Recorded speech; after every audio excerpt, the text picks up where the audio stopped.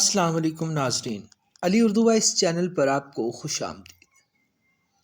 جب بارش ہوتی تھی تو میں اکثر اپنا بستر اٹھا کر چھت پر سونے چلا جاتا تھا، کیونکہ اس میں سونے کا مزہ ہی کچھ اور ہے۔ وہ بھی گرمیوں کی ایک گرم رات تھی۔ سب گھر والے چھت پر سو رہے تھے کہ اچانک رات کو بارش ہونے لگی۔ سارے گھر والے اپنی چادر تکیے سنبھالے نیچے بھاگے، مگر میری تو عادت تھی، میں نیچے کی چٹائی اپنے اوپر ڈال کر سوتا رہا جب تک بارش نے زور نہ پکڑ لا، کیونکہ مجھے ایسی بہت اچھی لگتی تھی بارش۔ اس رات بھی سارے گھر والے نیچے چلے گئے اور میں اکیلا چٹائی ڈالے سوتا رہا۔ غنودگی میں اچانک مجھے دو بلیوں کی زور سے لڑنے کی آوازیں آئیں۔ لڑتے ہوئے ان کی آوازیں بہت بھیانک اور بری لگ رہی تھی۔ وہ لڑتے ہوئے چھت کی چار دیواری پر دوڑ رہی تھی اور آوازیں اتنی بھیانک تھی کہ مت پوچھیں۔ ان کے رونے کی آوازیں سن کر میں بے چینی سے جاگ گیا۔ پہلے سوچا کوئی جوتا اٹھا کر ان کو بھگا دیتا ہوں، پھر سوچا کہ میں اندھیرے میں جوتا کہاں ڈھونڈتا پھروں گا۔ تھوڑی دیر بعد خود ہی لڑ کر تھک جائیں گی تو چلی جائیں گی۔ اچانک پھر خاموشی چھا گئی۔ میں دوبارہ غنودگی میں چلا گیا، تبھی ایک بلے کی زوردار چیخ میری چارپائی کے عین نیچے سے آئی اور میں ایک دم سے اچھل پڑا۔ اس کی گڑگڑاہٹ اور چیخیں پوری چھت پر پھیل رہی تھی۔ میں نے آہستہ آہستہ اپنا جوتا اپنے ہاتھ میں پکڑا اور اس کو مارنے کے لیے اٹھا۔ دیکھا تو وہاں کچھ بھی نہیں تھا، لیکن وہ گڑگڑاہٹ اب مجھے اپنی بائیں طرف سے آ رہی تھی۔ میں اچانک بائیں طرف پلٹا تو وہاں آواز مجھے دائیں طرف سے آنے لگی۔ اب وہ آوازیں کبھی دائیں طرف کبھی بائیں طرف سے آنے لگتی، کبھی دور ہو جاتی اور کبھی آواز بہت قریب سے آنے لگتی۔ اچانک شدید خوف میرے بدن میں دوڑ گیا۔ میری پنڈلیاں اور پاؤں سن ہو گئے۔ مجھے لگا کچھ بہت بڑی گڑبڑ ہے۔ اچانک میں نے دیکھا کہ ایک سیاہ بلی دیوار پر بیٹھی سرخ آنکھوں سے مجھے گھور رہی تھی۔ اس کی آنکھیں انگاروں کی طرح دہک رہی تھی۔ میں کانپتے ہوئے اسے دیکھ رہا تھا۔ اتنی ہمت نہیں تھی کہ میں اس کو بھگا کر وہاں سے دور بھگا دیتا۔ پھر وہ اچانک بڑی ہونے لگی اور میرے دیکھتے ہی دیکھتے وہ بکرے جتنی بڑی ہو گئی۔ ایسی نظر آ رہی تھی جیسے کالا چیتا ہو، کیونکہ وہ بالکل سیاہ رنگ کی تھی۔ پھر اس نے ایسی پوزیشن لی جیسے وہ دیوار پر سے مجھ پر چھلانگ لگانے والی ہو۔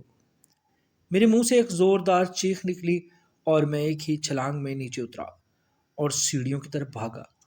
میری چیخیں اتنی بلند تھی کہ میرے امی ابو بڑے بھائی صحن میں آ گئے۔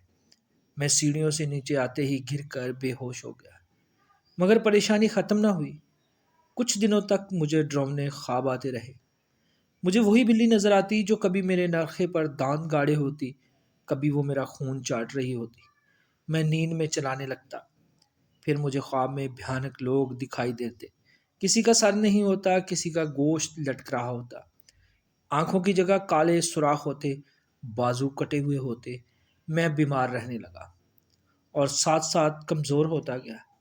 ڈر کے مارے میں گھر سے باہر نہیں نکلتا تھا۔ پھر مولوی صاحب دم کرنے آئے، مجھے پانی پلایا جاتا۔ میری والدہ ہر وقت مجھ پر سورہ یاسین پڑھ کر پھونکتی۔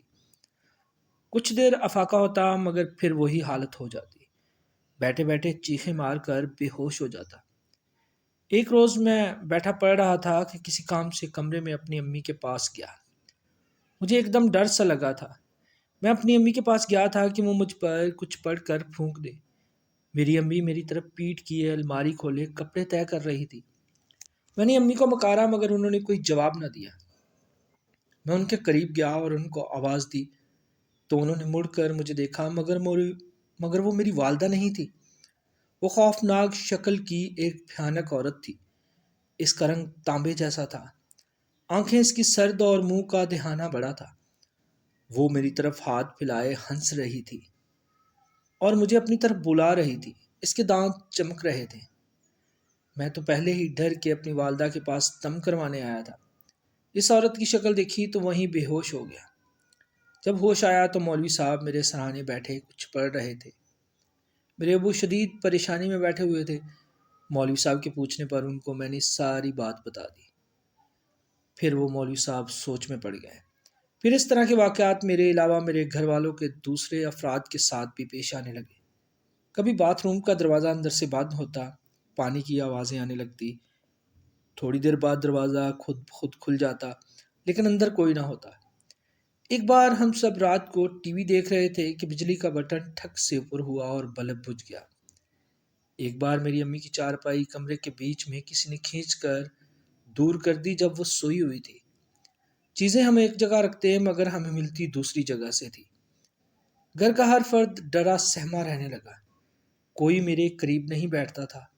سارے بہن بھائی مجھ سے گھن کھانے لگے تھے، کوئی میرے منہ پر تھوکنا بھی گوارا نہ کرتا تھا۔ کالج میں بھی دوست دور رہنے لگے تھے۔ کئی بار ہم دوست بیٹھے ہوتے تو میری ہوا خود بخود نکلنا شروع ہو جاتی، جس کی وجہ سے میں بے حد شرمندہ ہو جاتا۔ ہمارے گھر کا سکون غارت ہوئے 7 مہینے ہو گئے تھے۔ میں اپنی حالت سے اتنا تنگ ہوا کہ خودکشی کا سوچنے لگا۔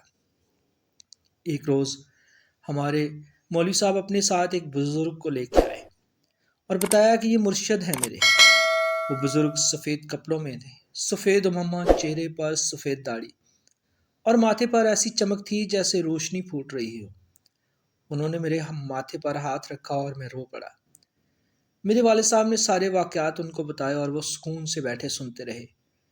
ان کے ہونٹوں پر ایک مسکراہٹ تھی اور سکون تھا، اور چہرے پر انتہائی نور۔ دل کرتا تھا کہ ان کو انسان دیکھتا ہی رہے۔ انہوں نے میرے والد صاحب کے ساتھ سارے کمروں کا جائزہ لیا، چھت پر جا کر ایک ایک کونے کو دیکھا اور ساتھ والوں کی چھتوں کو بھی دیکھا۔ ہمارے گھر میں محلے کی عورتوں کا رش لگ گیا، جو ان سے پانی دم کروانے آئیں، اپنے بچوں کو دم کروانے آئیں اور اپنے مسئلے مسائل بتانے آئیں۔ وہ میرے قریب بیٹھے گئے اور انہوں نے اپنے دائیں پیر کا انگوٹھا میرے ماتھے کے درمیان میں رکھ دیا اور اپنی آنکھیں بند کر کے کچھ پڑھنے لگے۔ جیسے ہی انہوں نے اپنا انگوٹھا میرے ماتھے کے درمیان میں رکھا، مجھے ایسا لگا جیسے کوئی میری کھال کو کھینچ رہا ہے، میری چمڑی ادھیڑ رہا ہے، میری چیخیں نہیں رک رہی تھی۔ میں ان کا انگوٹھا اپنے ماتھے سے ہٹانا چاہتا تھا، مگر ان کا پیر بھی نہیں ہلا پا رہا تھا۔ میرے بھائی مجھے بتاتے ہیں کہ وہ 1 گھنٹے سے زیادہ کچھ پڑھتے رہے اور تمہاری دلخراش چیخیں ہمارے سننے سے باہر تھی۔ ہم تمہاری چیخیں سننا برداشت نہیں کر سکتے تھے، اس لیے ہم کمرے سے باہر نکل گئے۔ پھر کچھ دیر کے بعد تم آہستہ آہستہ پرسکون ہوتے چلے گئے۔ تم نے آنکھیں کھولی تو تم انہیں دیکھ رہے تھے، ان کے چہرے پر مسکراہٹ تھی۔ انہوں نے پانی منگوا کر دم کیا، کمرے کے ہر کونے میں پانی کا چھڑکاؤ کیا، 2 گھونٹ تمہیں بھی پلائے۔ 2 گھونٹ پانی ایسے جیسے کو آب حیات ہو۔ پیتے ہی سر سے 7 مہینے کا چڑھا ہوا بوجھ اتر گیا، میرے کاندھے ہلکے ہو گئے، میرے جسم میں سکون دوڑنے لگا، میری بجھی ہوئی روشن آنکھیں دوبارہ روشن ہو گئی۔ میں اٹھ گیا، ان کی چھاتی پر سر رکھ کر رونے لگا۔ وہ میرے جسم پر آرام آرام سے ہاتھ پھیرنے لگے، پھر وہ چلے گئے۔ آج اس بات کو 2 سال ہو چکے ہیں، اور اللہ تعالیٰ کا شکر ہے کہ پھر ایسا کوئی بھی واقعہ میرے ساتھ پیش نہیں آیا۔ گھر سے جاتے ہوئے ان بزرگوں نے میری امی ابو کو بتایا کہ آپ کے بچے کے اوپر ایک چڑیل نے قبضہ کر لیا تھا۔ وہ چڑیل طوفانی بارش کی رات اس پر حملہ آور ہوئی تھی، جب وہ بلیوں کے روپ میں آپ کی چھت پر کھیل رہی تھی۔ بارش میں تو آپ کے بیٹے نے ان کے کھیل میں ٹانگ اڑا دی، جس کی وجہ سے وہ ناراض ہو گئے۔ انہوں نے آپ کے بیٹے کو سزا دینے کے لیے اس کے اوپر قبضہ کر لیا۔ وہ 2 چڑیلیں چاہتی تھی کہ آپ کا بیٹا تنگ آ کر خودکشی کر لے، اس سے ان چڑیلوں کو دلی سکون میسر ہوتا۔ لیکن اللہ تعالیٰ کا شکر ہے کہ اللہ تعالیٰ نے آپ پر کرم کر دیا۔ بس انسان ہی انسان کا وسیلہ بنتا ہے، اور میں بھی وسیلہ بنا ہوں آپ لوگوں کا۔ میں نے ان چڑیلوں کے قبضے سے آپ کے بیٹے کو آزاد کروا دیا ہے۔ الحمدللہ آج کے بعد آپ کا بیٹا کبھی بھی نہیں ڈرے گا، اور اس کے بعد کبھی بھی کسی بھی بچے کو اکیلا چھت پر سونے سے گریز کرے، کیونکہ ان طوفانی اور خوفناک برستی راتوں میں یہ جو خدائی مخلوق ہوتی ہے، یہ اپنے گھروں سے نکل آتے ہیں اور موج مستی کرتے ہیں۔ اگر ان کی موج مستی کے درمیان میں ہم اپنی آدم ذات ٹانگ اڑائیں تو پھر یہ نقصان بھی کرتے ہیں۔ ناظرین، اگر کہانی اچھی لگی ہے تو ویڈیو کو لائک اور شیئر کریں۔ اگر آپ نے چینل کو سبسکرائب نہیں کیا تو چینل کو سبسکرائب کریں، بیل آئیکن کو پریس کریں تاکہ ہر نئی آنے والی ویڈیو کا نوٹیفیکیشن بر وقت آپ کو مل سکے۔ ملتے ہیں انشاءاللہ اگلی کہانی میں۔ اللہ حافظ۔